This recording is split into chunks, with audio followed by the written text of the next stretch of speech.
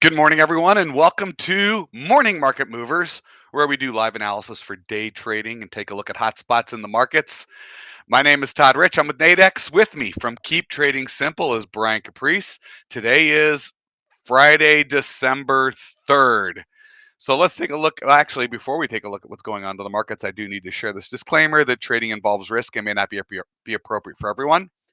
That any trading decisions you make are solely your responsibility and at your own risk. And this is an educational session. Please do not construe anything Brian or I say as a buy or sell recommendation. We are doing this for your education purposes.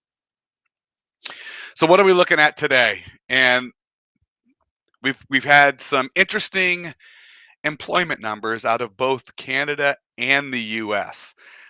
First, we'll just take a quick peek here at Canada. As you can see,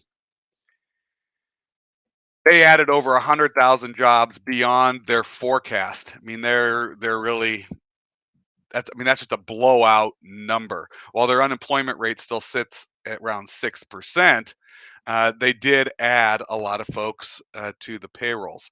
Now, a little different story here in the U.S. We were expecting 500,000 people getting added. We only added 200,000. We missed, uh, and that's a pretty big miss. Now, what's interesting is our unemployment rate actually dropped a bit. So that's a bit of a surprise too. And as that's dropped, what's even more interesting is the earnings, the average hourly earnings, year over year and month over month, both down. So people are taking less money. It's a question mark. Now, what we've really got to be taking a look at today, and Brian are going to jump into that. But we've seen some. I mean, it was immediate dollar weakness. We saw dollar weakness across the board. If I brought up a few of the other charts, uh, it's a pretty big candle. But then they retraced a chunk of that candle. We could take a look at the yen, the Swiss franc. Brian will go across. The one where it's just now starting to try to retrace is against the Canadian dollar, because with that news, not only did we see dollar weakness, we saw Canadian dollar strength. That's a pretty big move. I mean, we blew through some binary options, short duration binary options. But if we want to take a look at some of these other ones, I mean, if I drop down to, say, uh, the dollar Swiss, I mean, it was a crazy trade, where I mean, it blew through a whole bunch of levels. I mean, these are those opportunities: one, two, three, four, five, six, seven, eight. It almost got 9 binary options and completely retraced. I mean, that was a crazy 15 minutes. So, um, but again, I mean, you've seen that retrace here, but against the Canadian dollar, not so much. Equity markets kind of shrugging it off, trying to open up slightly in the green. So that's the intro. Brian, I'm going to flip it over to you and let's take a look Mhm. at what's going on here, because there's a lot to digest from both the Canadian and the US unemployment numbers. Yeah, and it's interesting. A lot of the messaging from basically the United States as well as other countries now is becoming very similar. The transitory thing was, very popular for a long time, and now that's officially retired.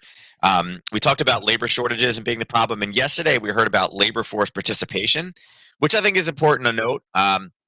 Remember, the way that the unemployment rate is designed, it's if you've been out of the workforce for a year, you're no longer included in the number. There's a lot of people that have not come back, and that's been something that we've heard this week is the labor force coming back to work, and that's the biggest problem right now. So seeing the 4.2 on 4.5, and even the 6.6, great numbers, but we know that there's an underlying kind of piece to that one, so it kind of gets washed out. The job hiring, though, there's no tweaking that number. So there was a better than supply increase last time. 210 is quite a low number, especially with the ADP number we saw on Wednesday. So, I mean, I'm sure that, there was already revision before. There's probably going to be more revision. But the hourly earnings is the crazy part. They're finally acknowledging inflation is here, but yet now they're paying people less month over month. So, kind of weird. Now, we did talk about Canada, and Canada was kind of and hold on, before I jump over to Canada real quick, let me just point out, too, the reason why I'm bringing up labor force, or the labor force participation, is because we mentioned earlier today that Saunders was also speaking in the UK, and his was the same thing. Inflation has drifted up. I have some concern, but right here, when he talks about Omicron could affect both demand and the composition of demand, worsen UK potential growth through lower workforce participation. So again, you're kind of seeing the UK follow suit. It's like, oh yeah, you guys have that too, us too. Yeah, me Yeah. too, me too. So It is interesting. And again, when we get into situations like that, again, that's where the unemployment rate is not as important of a number. It really goes back to the amount of jobs hiring. But everybody's talking about inflation. So people making less money, when we know that we have record high inflation, they're finally like, yep, it's here. It's not leaving. Very interesting story is kind of unfolding from this one. So I'm very curious to see what ISM does today, because a lot of people are going to look at this and not really know how to interpret it. They're like, oh my God, that's so bad. But oh my God, that's so good. Not understanding the true politics of it. So I think ISM services today could be an interesting number to really give some true direction. Again, the big money out there knows how to interpret it. This is not necessarily the best things right now, but when you're looking across and looking at something like the VIX right now, where's the VIX? You can see the VIX is definitely on its way, kind of creeping lower. Now my VIX is delayed a little bit, so we'll see what it does. But number being out, that typically removes some of the volatility. So it could technically spike a little bit, although I have caught up. It's after the news release, so the further the VIX drifts down, the more potential all the indices have to go up today. Now, the dollar CAD in particular was a trade that we've talked about for a few days, and the dollar CAD is a story of a few things. So Canada had great numbers. If you were attended yesterday, I mentioned that I expected dollar CAD to have good numbers this week. I expected dollar CAD to push down for a couple of reasons. One, I thought their unemployment change was going to be good this week. Two, I think everybody expected very, very big numbers out of the U.S. And I mentioned yesterday, even if it came in as expected, after seeing the OPEC numbers on Wednesday, I felt like the market, if it came in just as expected, I felt like everybody would assume that it was going to be higher than that. Well, it didn't even do that. It came in red, about half as much. So again, there was your negativity on that one to give us that dollar weakness, as well as, remember, the dollar CAD is a story of oil as well. And looking at it just briefly right now, oil's up 1.75% today. So you have oil strengthening the CAD. You have great CAD numbers. We have a level that we've talked about all week, right? The aggressive one that acted as a buffer area, right? It based in there and based in there and based in there and based there, based in there. But we talked about that 128.33 was that conservative number yesterday, and again tested a few times, but it's barely been able to breach. Well, this morning at about 5:30 a.m., the Europeans said, "Okay, time to go. Let's go." And you can see the big push of that really came from that non-farm payroll number. But there's 1 to 3. I mean, that was a nice little runner, and it's something that it was slow moving, 55 pips down. Again, guys, this is something you guys could have traded in the overnight.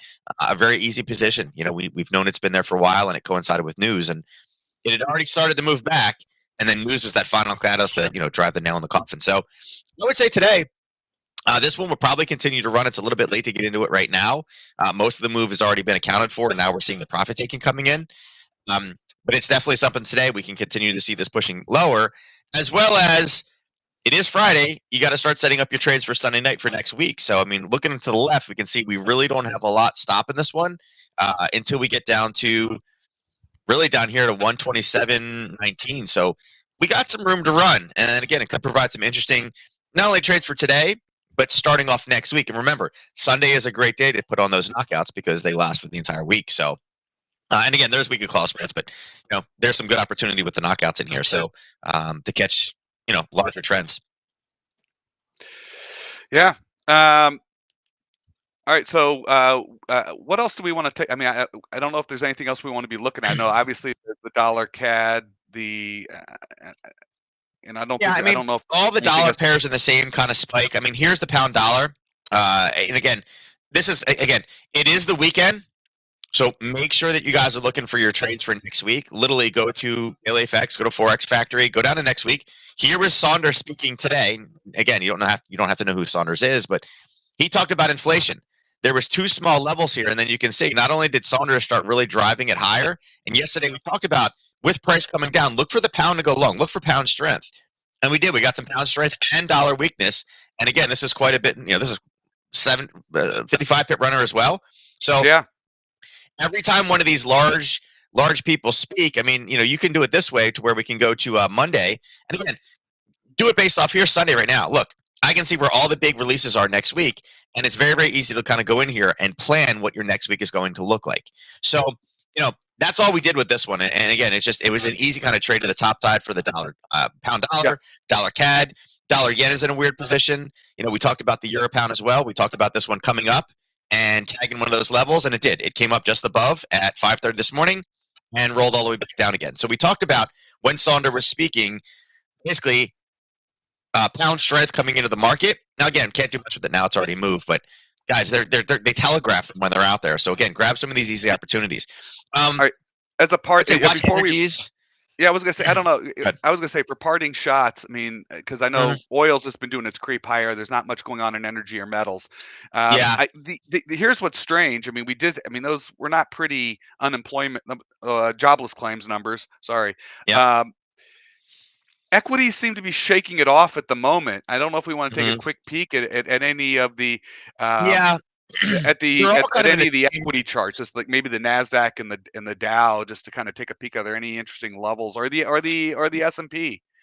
Yeah, Um, I mean, right now they're all about the same range. The Dow is up 0.35%, and that's the lowest. The ES and NQ are both up 0.45 to zero point 0.5, so they're kind of right in that middle area. And then the Russell 0.66. So I would say right now, with everything pushing higher, the news was not really good. But like I said, the people that are going to be getting into the market are going to see that unemployment rate. And at one point in time, the unemployment rate was very important because we had a very high participation rate. But because of COVID, we don't have the same participation rate we had before. So it's not as accurate right now. But people will see that and say, that's a huge jump. But it's like, yeah, but our biggest problem right now is inflation and you're getting paid less. So right. that's not So, a good sign. And you so hired back 1/3 of the people we thought. So, you know, where are the jobs? Because again, remember, December is always a time where you get a lot of seasonal workers coming in, right. and then they all get dumped in January.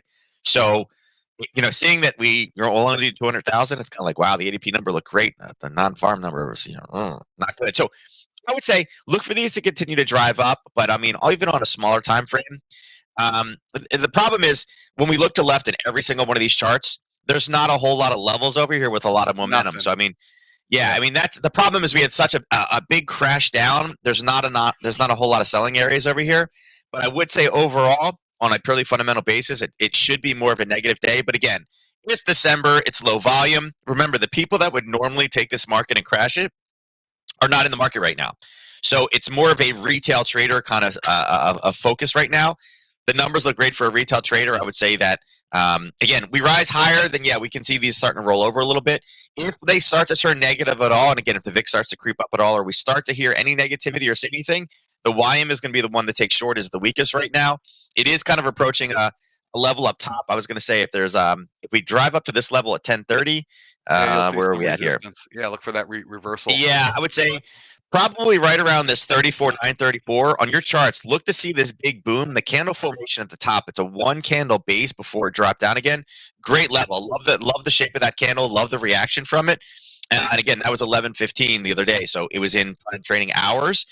I would say if we continue to drive up a little bit, 10:30 today, or I guess it's even 10 o'clock today, right? Yeah, 10 o'clock today. That's where we could have a reversal. We have that morning burst where all the retail traders are like, yeah, this is awesome. And then ISM And then comes roll in, over. and then we kind of continue to push back down for the day. And Um, and and again, I think a lot of it is going to be how, I mean, there's just still so much uncertainty. I know people keep on mhm. talking about Omicron, Yeah, it's in and New York now, right? There's like 5 or 6 cases it's in New here. York, but don't worry, is what they're saying. Yeah. What's interesting to me is, yeah, we got this new variant. It's different. We're not sure how Mhm, and there's just a lot of unknowns. But what I haven't seen, because it is, they're saying it's came out of South Africa, is we're mhm. not seeing any increase in hospitalizations or mortality, from the Omicron. So it it's different, and we don't know what it's going to do, but and so they want to clamp down and try to prevent its spread, but we're not seeing, at least not yet, any of the serious or critical side effects from it. Yeah, What I mean, the real we haven't heard concern. from it yet. Yeah, I mean that's the thing. We haven't heard from it yet. And again, it could be just like Lambda. Remember, Lambda was a South American variant that came out. It was like, oh, Lambda's here. It's in Texas, right? The big joke was that it went to Texas first. Right. Um, yeah, Omicron, and they're scared because it is traveling around. But at the same time, and I just had one of our lacrosse families lose a grandfather the other day. His nursing home got it, and they said it spread like not Omicron, but got But COVID, it would be spread through, COVID, right? It and he could still be passed. Delta. Just COVID Or in I mean, general. Delta Mhm. is what we're fighting. Yeah, We're fighting we don't even know. Delta. Yeah, they don't tell you what variant it is, but yeah, his nursing home got it and he passed away, fully vaxxed and boosted. So, um, Yeah. it's still out there. So we don't really know a lot. And like I said, it was the big deal in the very beginning about Omicron. It could turn out just like Lambda, and it could just completely disappear and be a no issue. And if that's the case, if we hear nothing about it, think about what Omicron did to the markets, guys. It What would was just the biggest thing that Omicron did was grab oil from $80 and drive it all the way down. And now what is oil doing? And we're hearing less and less. And guess what? It's OPEC creeping Plus higher. said we're not releasing anymore. So if it turns out that Omicron is nothing, we're like, yeah, it was a false alarm, no problem. Boom. They're not increasing volume at all. They said it. We're not increasing for January. Don't care what happens. They're holding steady so where they are. Right. That ship has sailed. So if it comes out that it is not an issue, what do you think oil could be doing in the second half to January timeframe of December? I mean, again, we don't know what we don't know. It's just kind of interesting. I get the knee-jerk reaction. I mean, it's a new variant. It's different. We're not sure how the vaccines are going to work against it. But if we're not going to see the if it's just going to be mild symptoms, and someone's actually dropping. If it's nothing but mild symptoms, then the reaction to it. Yeah. And I get it because we don't know, Yeah. and that's always going to uncertainty is going to drive that fear. It always does. Yep. But as we get our head around more data around it, even if it spreads and it goes rampant, but it doesn't do, and there's no critical side effects of that we saw with, say, Delta, where then I think the markets. Well, remember too, there's variants. Remember too, there's a variant and there's a strain. So there are two separate things as well. So yes, we have a new variant, but there's going to be different strains of it, and I think it's the strains that they worry about in the future. And like I said, it could fizzle out to be absolutely nothing, as other ones have done in the past. It could turn out that the Omicron is the new Delta, but one of the strains is the because remember, when we get flu shots, we get it for strains, right? And a lot of vaccinations are done off of a strain, not the actual, the piece of it. It'll be interesting as more of that comes in as we know more. But in the meantime, uncertainty is uncertainty, and so you're going to see these volatile moments in the markets.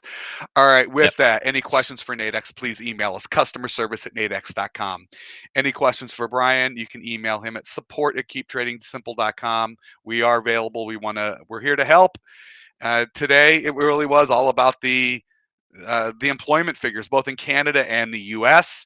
And in the markets, the volatility today, the opportunities this morning, were in the FX market. So remember, it's not always just the equities or the commodities. We also have those FX markets where there are chances. We even have those event contracts. I tell you that, in fact, if I brought that up real quickly, I'm going to do this before we jump over. Although it expired. And we're adding more event contracts. It's going to get kind of fun. The unemployment rate and the non-farm payrolls already expired. But I mean, those non-farm payroll. These non-farm payroll numbers would have been interesting because we missed by so much. By the way, if you haven't noticed yet, there are a couple more. We got to rename these because they're not particularly clear. But I know Brian and I talk quite a bit about crude oil inventories and nat gas inventories. We do have binary event contracts on these where you can play these in the markets that they're going to move, but you can also, for fun, take a look at. Do you think the number is going to come in above or below different levels? So stay tuned. I think there's going to be a lot more in that space as well. With that, I want to thank everyone for joining us. I want everyone to have a great weekend. I know we're heading closer and closer to the holiday season. Brian and I will catch you again Monday morning. Good luck in the markets, everyone.